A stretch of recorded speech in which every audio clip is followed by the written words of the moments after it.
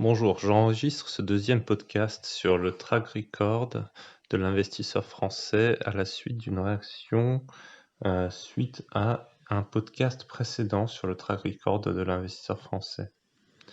Alors, il y a un lecteur qui a réagi en disant qu'il n'est pas sûr que les pertes ne soient pas beaucoup plus conséquentes que ce qui a été publié lorsqu'on a eu la débâcle Sears, vu la concentration sur les actions et les obligations Sears.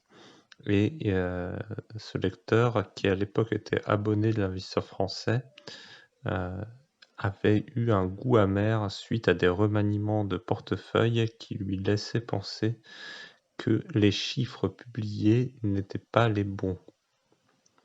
Alors, je vais réagir parce qu'en fait, on n'a pas de raison de censurer quoi que ce soit, et on va expliquer aussi ce qui s'est passé à ce moment-là. Donc effectivement, on a eu une perte très très lourde en 2018 à la suite de notre investissement dans Sears Holding, qui nous a rasé quasiment la moitié du patrimoine, puisqu'on a fait quasiment moins 45% cette année-là. Et en plus de ça, pendant 4 ans auparavant, Sears Holding avait compresser significativement la performance de notre portefeuille.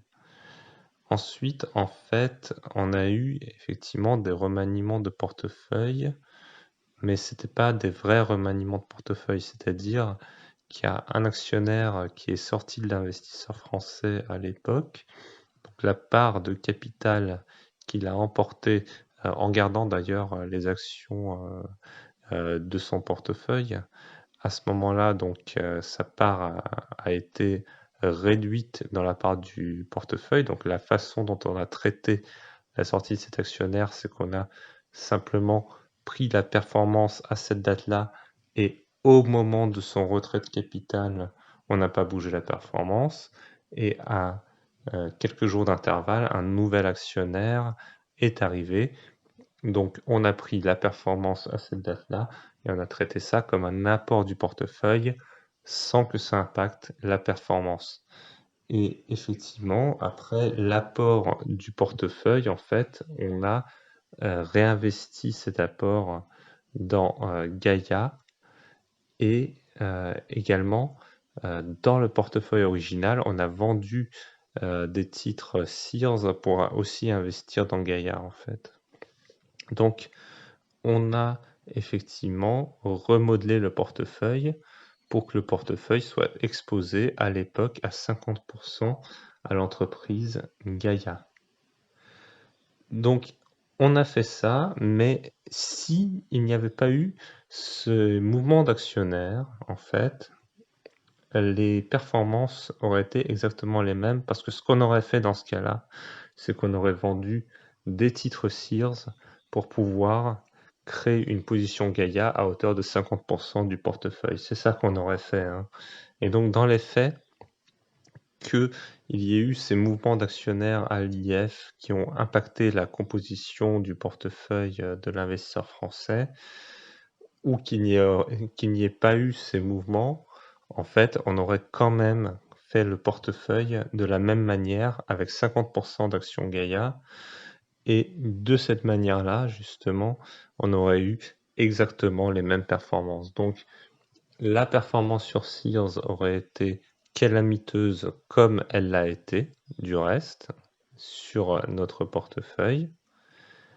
Et la performance sur Gaïa aurait été bonne, comme du reste, elle l'a été sur notre portefeuille. Vous voyez, donc ça n'aurait pas changé grand-chose. Peut-être que ça aurait impacté la performance de 0,1% en annualisé, un truc comme ça. Mais globalement, qu'on publie 12,1% annualisé, 12% annualisé ou 12,2% annualisé, ça ne change rien.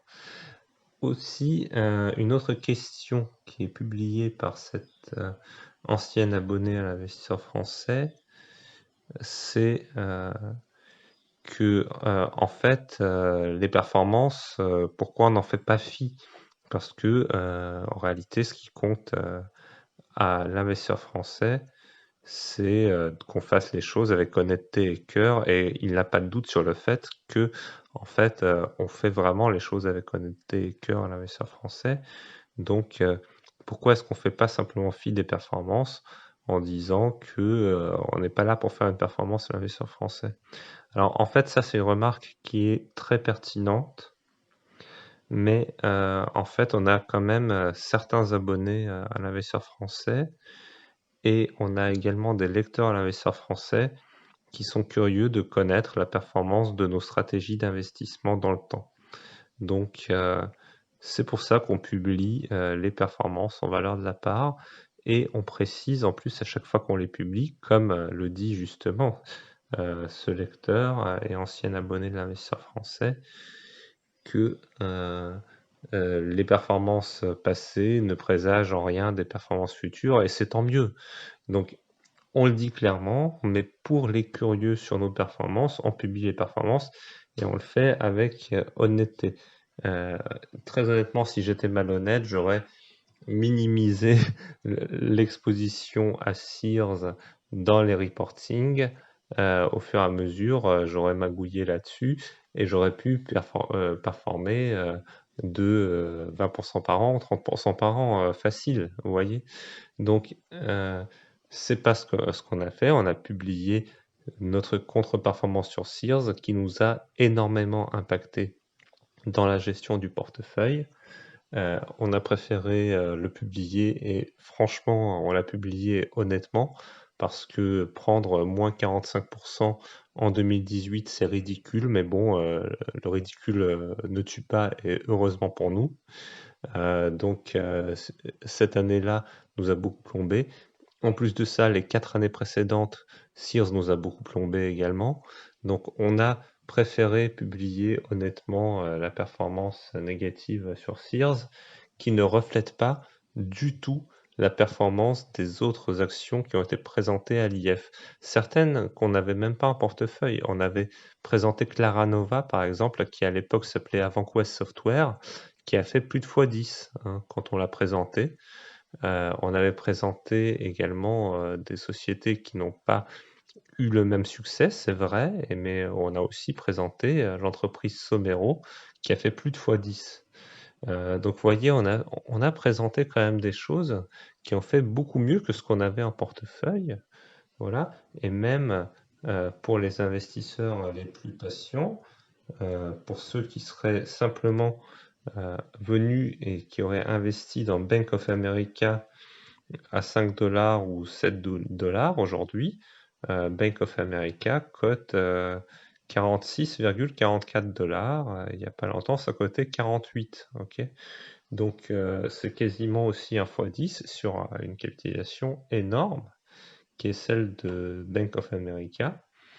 Et c'est une action qui est même pas surcotée, c'est une action qui est plus ou moins à son prix aujourd'hui, Bank of America, mais c'est même pas surcoté en termes de valeur absolue, si je puis dire. C'est-à-dire la valeur de la société, elle est dans ces eaux-là, elle est dans les 50 dollars à peu près.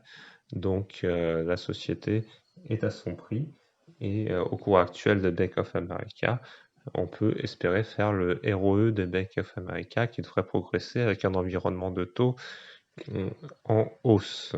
Voilà. Donc, tout ça pour dire que à l'investisseur français, il y avait largement moyen de faire quasiment x10 simplement en investissant dans Bank of America sur une décennie. Et x10 sur une décennie, en prenant une action de référence, franchement, c'est pas mal. Vous voyez. Et il y a eu des actions qui ont performé encore mieux que Bank of America, comme je l'ai dit, et il y a des actions qui ont performé moins bien. Également dans la sélection. Donc voilà, on n'a pas été parfait dans notre sélection d'actions. On a été calamiteux sur Sears, mais on l'assume et on l'affiche. C'est-à-dire, on cherche pas à magouiller notre track record en affichant des sociétés qu'on n'a pas en portefeuille, ou des sociétés dont on s'est séparé trop tôt. On s'est séparé trop tôt de Bank of America. Voilà, on s'est peut-être aussi séparé un peu trop tôt des warrants AIG. on s'est séparé trop tôt des warrants General Motors, qui auraient pu performer encore plus que ce qu'ils ont performé. Donc il y avait plein d'opportunités de faire des fois beaucoup en assez peu de temps à l'investisseur français et assez souvent. Ça, c'est la plus grande valeur de l'investisseur français, c'est que vous pouvez faire votre shopping là-dedans. Les valeurs qui vous inspirent, vous les prenez, indépendamment du fait qu'on les ait ou non, et on dit si on les a ou non. Et les valeurs qui vous inspirent pas, vous les prenez pas, indépendamment du fait qu'on les ait ou non. Et là, aujourd'hui, chez l'investisseur français, honnêtement, on présente beaucoup d'opportunités qui sont intrigantes. Et nous, beaucoup de ces opportunités, on les a pas en portefeuille. Mais franchement, pour certaines opportunités pétrolières qu'on a présentées, ça valait le coup de les prendre, hein. Les gens qui les ont pris, je pense qu'ils n'ont pas regretté. Parce qu'il y en a une qui a fait plus de x5 en un an. C'est sympa. Et c'est même pas surcoté aujourd'hui. Vous voyez? Donc, il y a des bonnes opportunités à l'investisseur français, on les a pas forcément. On a privilégié parfois d'autres opportunités pour d'autres raisons. L'avenir dira si on avait raison ou tort, mais vous prenez ce qui vous inspire. C'est-à-dire, quand on fait une analyse, on le fait avec honnêteté et cœur, comme justement le dit ce lecteur et ancien abonné de l'investisseur français. Voilà, j'espère que j'ai clarifié ce qui s'est passé à l'investisseur français avec Sears Holding et la manière dont on a calculé les performances avec les remaniements de portefeuille qu'il y a eu. De toute façon, dans tous les cas, soyez assurés qu'on aurait mis 50% de notre portefeuille dans Gaïa parce que à l'époque, vraiment, Gaïa, c'était une opportunité en or. On l'aurait certainement pas laissé passer. Et donc, pour cette raison-là, on aurait énormément concentré notre portefeuille dans Gaïa de toute façon. Donc ne pensez pas que c'est parce qu'il y a un nouvel actionnaire qui est arrivé et qu'on a pu changer le portefeuille en mettant rapidement 50% dans Gaïa que la performance a été améliorée. De toute façon, on n'aurait pas laissé passer l'opportunité Gaïa. Voilà. J'espère que j'ai été très clair et je vous dis à très bientôt pour de nouvelles aventures.